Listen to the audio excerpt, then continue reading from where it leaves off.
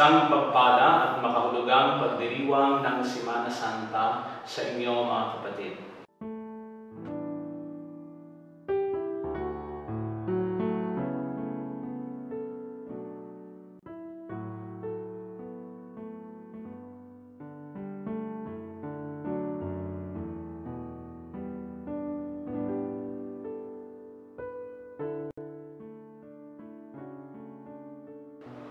Semana Santa, muling nagbibigay sa atin ng pagkakataon upang mapagnilayan ang dakilang ginawa ng Diyos Ama sa atin, ang pagkakaloob ng Kanyang nag-iisang anak.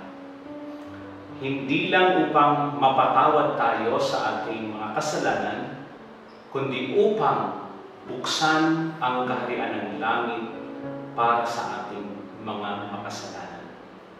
Maraming pamamaraan mga kapatid ang maaaring gawin ng Diyos sa pagliligtas sa atin.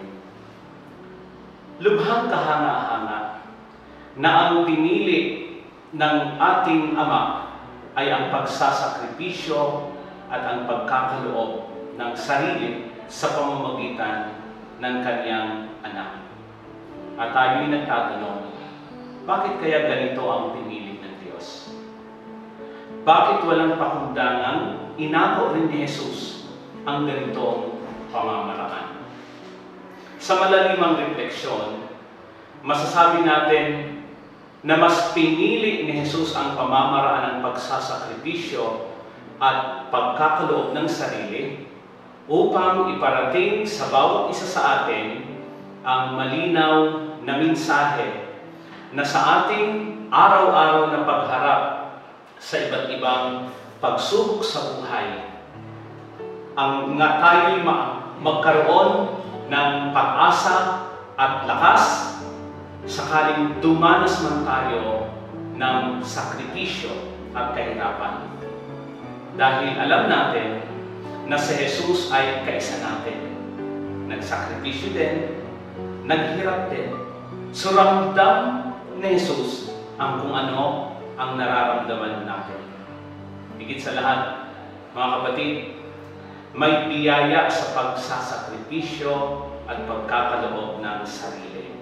At yan ay walang iba kundi ang muling pagkabuhay. Na sa likod ng sakripisyo ay may ginhawa, sa likod ng kamatayan may buhay.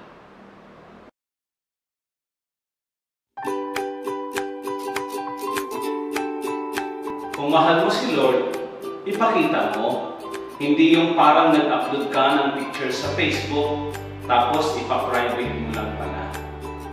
At alam niyo, sabi nila, sobrang tanga daw tayo sa pagmamahal kay Lord.